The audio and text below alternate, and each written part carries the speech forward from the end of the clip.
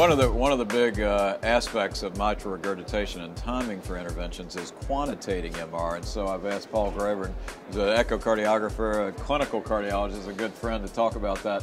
Paul, you know, I think one of the pitfalls of echo is when people look at a color jet and they say, oh, it's mild or it's moderately severe.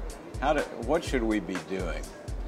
Honestly, Randy, I think we should measure mitral regurgitant fraction and regurgitant orifice area. And I like to think of it this way. Imagine we go in the ICU, we're seeing a patient, their urine output drops, we order a serum creatinine, and the lab comes back and says, well, it's not really low and it's not really high. You wouldn't be too happy with that. You want to know the number.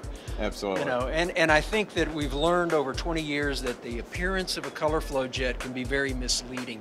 So we need to go beyond that. And I think that also applies in terms of following up procedures and seeing how patients do serially over time. We need to be able to compare regurgitant volume and regurgitant orifice area. I would agree wholeheartedly with you, know that. I think that the difficult thing is that in the practice of echocardiography today, I don't think many people, you know, even record the blood pressure, much less know, you know. So how is this something we have to demand that people do and teach them how to do it? I think so. I think we have to demand excellence. You and I trained in a period where we weren't taught to be competent cardiologists. We were taught to be excellent. Right. We need absolutely. And you know, if you or I get sick and go to a doctor, we don't want to go to a competent doctor. We want to go to an excellent doctor who's going to do a great job. We need to insist that we do this right. And it is true that there's some variability around these measurements. Sure. But now that we have 3D techniques, we can get down to measuring the orifice area. We can use 3D echo with contrast to get ventricular volumes so that we can calculate a regurgitant volume accurately and reproducibly. So is quantitation good for a very eccentric jets, multi jets? I mean, you know, because the assumption of the ERO is really, does it hold up in situations like that? Yeah, so the beauty of regurgitant volume by 3D techniques is it doesn't matter if there's 3 jets or 1. However, it does matter if there's concomitant aortic regurgitation. Right. So we're limited there.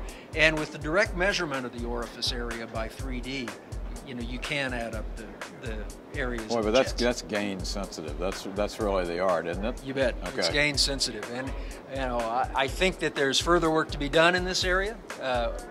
One of those is automation. Right. You know, automation.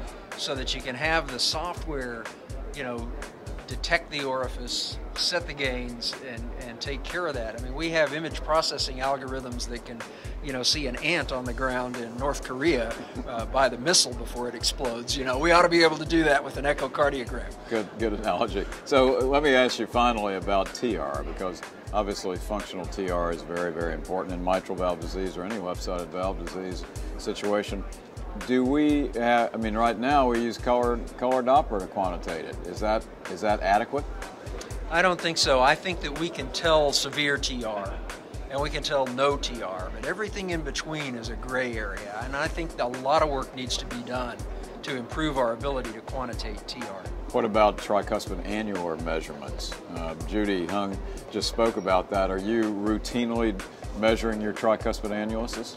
Not off of a 2D echo, because you don't really know if you're properly aligned to the annulus, but off of a 3D measurement, you can do exactly what the surgeons want to see, and you can measure that accurately. Well, Paul, I appreciate you taking the time, and you've certainly instructed us, so we do have to quantitate, and interestingly, you're telling me regurgitant volumes are really a key thing in MR. They are. Regurgitant volume and orifice area. Good. Thank you very much. Thanks, Randy. Okay, Good to see you again. Thank you. Thanks.